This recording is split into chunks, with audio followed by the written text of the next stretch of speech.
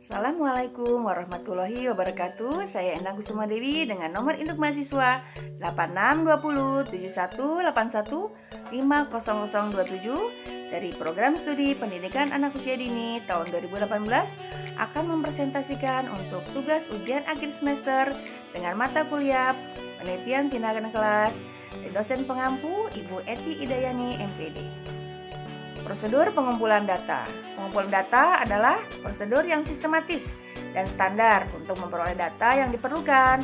Selalu ada hubungan antara metode pengumpulan data dengan masalah penelitian yang ingin dipecahkan menurut Najir tahun 2005 halaman 174.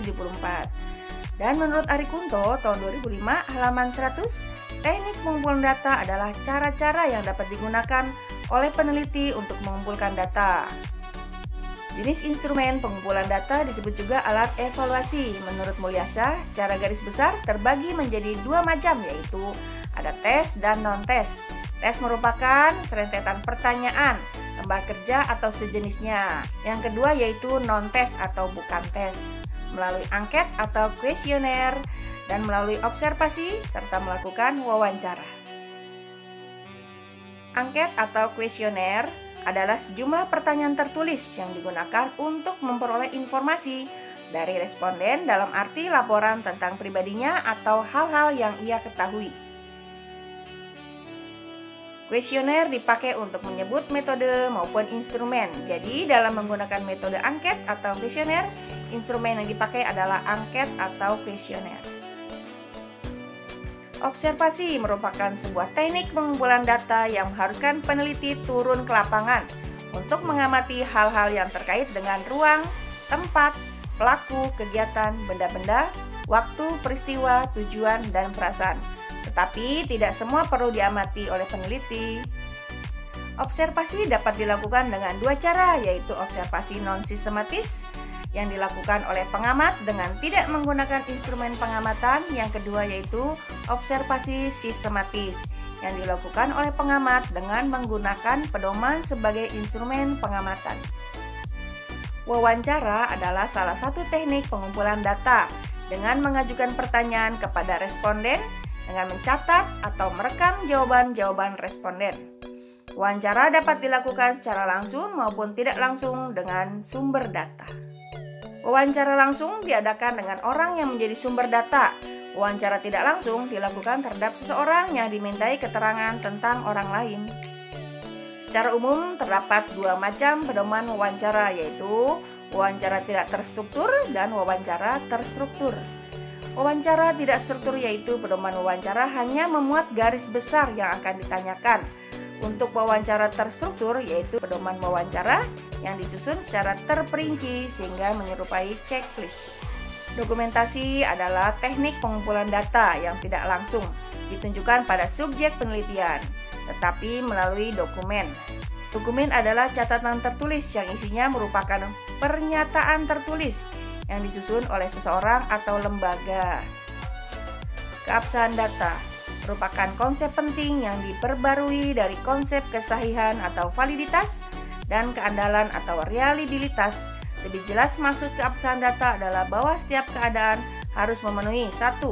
Mendemonstrasikan nilai yang benar, 2. Menyediakan dasar agar hal itu dapat diterapkan, dan 3. Memperbolehkan keputusan luar yang dapat dibuat tentang konsistensi dari prosedurnya dan kenetralan dari temuan serta keputusan-keputusannya.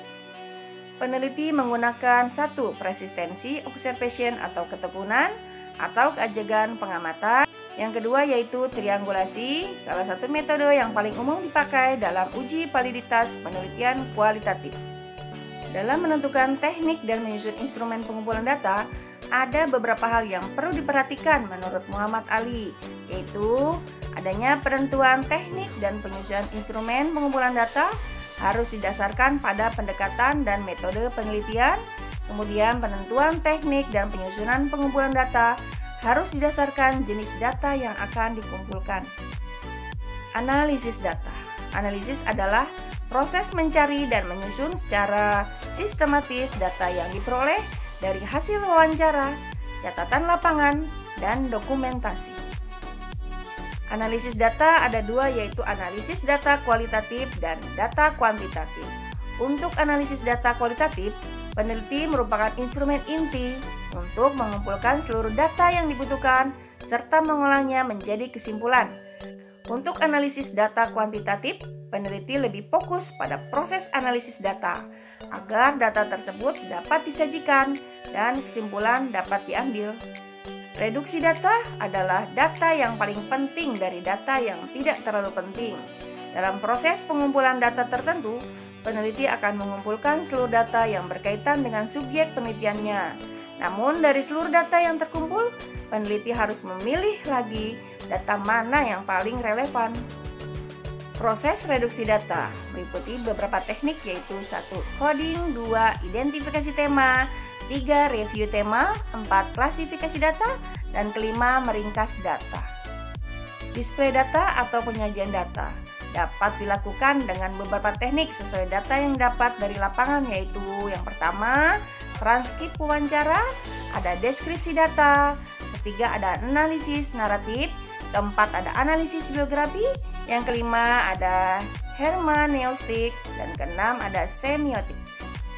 Display data atau penyajian data dapat dilakukan dengan beberapa teknik sesuai data yang didapat dari lapangan, yaitu ada transkrip wawancara, yang kedua ada deskripsi data, ada ketiga analisis naratif, keempat analisis biografi, yang kelima ada hermeneutik, dan keenam ada semiotik. Penarikan kesimpulan dan verifikasi. Terdapat dua metode yang dapat digunakan dalam mencari kesimpulan penelitian, yaitu 1. Analisis komparatif, yaitu membandingkan hasil penelitiannya dengan penelitian lain atau membandingkan antara data yang sudah ada satu dengan yang lainnya. Yang kedua yaitu analisis relation, yaitu mencari hubungan antara data satu dengan data yang lainnya.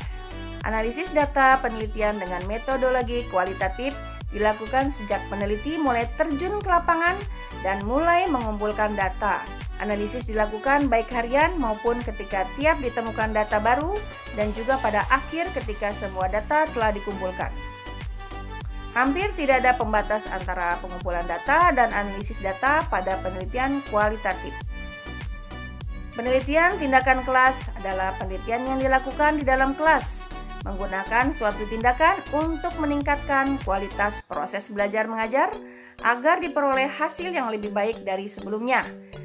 Penelitian tindakan kelas membutuhkan waktu yang tidak sebentar, karena peneliti harus bisa mengimplementasikan tindakan beserta variabel yang sudah dirancang untuk mencapai hasil yang dikehendaki. Langkah penelitian tindakan kelas yaitu 1. Identifikasi masalah, yang kedua pengumpulan data, ketiga analisis dan interpretasi data, yang keempat solusi permasalahan. Untuk pelaksanaannya yaitu 1. Ada perencanaan, kedua pelaksanaan, ketiga observasi, dan keempat refleksi. Kriteria pelaksanaan tindakan sesuai dengan kaidah PTK, yaitu 1. Metodologi penelitian jangan sampai mengganggu komitmen guru sebagai pengajar. Yang kedua, pengumpulan data jangan sampai menyita waktu guru terlampau banyak. Yang ketiga, metodologi harus reliable atau handal, hingga guru dapat menerapkan strategi yang sesuai dengan situasi kerjanya. Yang keempat, masalah yang ditangani guru harus sesuai dengan kemampuan dan komitmennya. Yang kelima, guru harus memperhatikan berbagai aturan atau etika yang berkaitan dengan tugasnya. Yang keenam, PTK harus mendapat dukungan dari masyarakat sekolah. Proposal penelitian. Menurut Kamus Besar Bahasa Indonesia atau KBBI, proposal adalah rencana yang dituangkan dalam bentuk rancangan kerja. Menurut Sugiono tahun 2013, proposal penelitian adalah pedoman yang berisikan berbagai kegiatan serta langkah-langkah sistematis yang akan diikuti oleh seorang peneliti dalam melaksanakan suatu penelitian.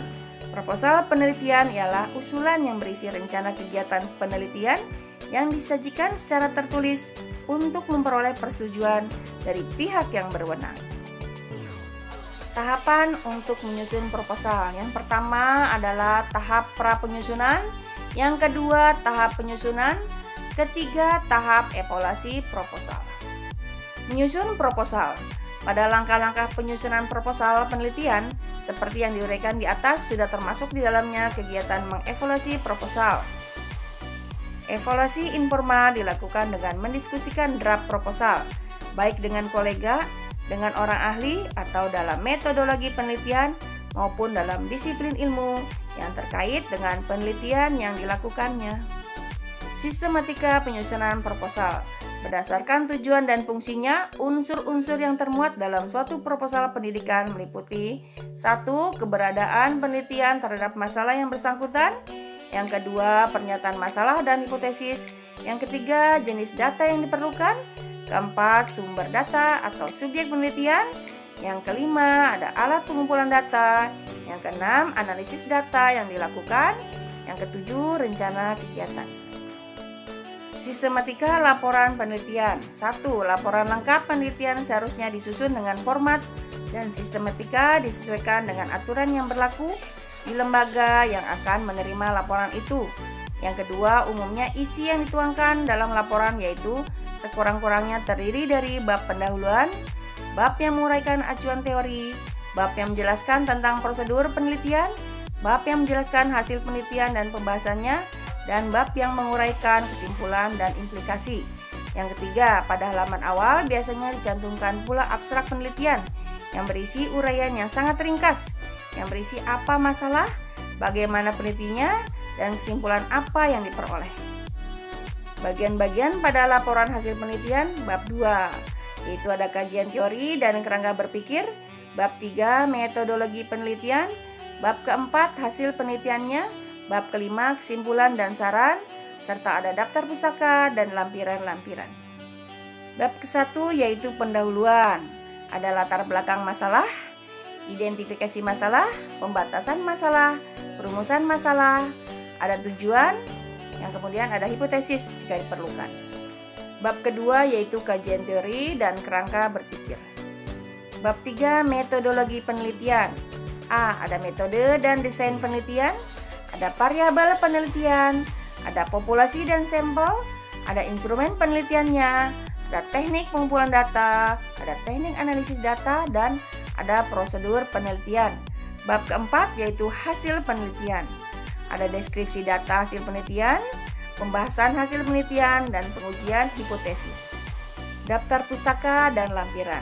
Daftar pustaka adalah suatu susunan tulisan di akhir sebuah karya ilmiah yang isinya berupa nama penulis, judul penulis, penerbit, identitas penerbit, dan tahun terbit. Daftar pustaka ini digunakan sebagai sumber atau rujukan seorang penulis dalam berkarya. Lampiran memuat data atau keterangan lain yang berfungsi untuk melengkapi uraian yang telah disajikan. Dalam bagian utama karya ilmiah, format lampiran disesuaikan dengan kebijaksanaan pembimbing dan kebutuhan penelitian. Demikian presentasi dari tugas ujian akhir semester untuk mata kuliah penelitian tindakan kelas. Mohon bimbingannya dari Ibu Eti Dayani. Terima kasih. Wassalamualaikum warahmatullahi wabarakatuh.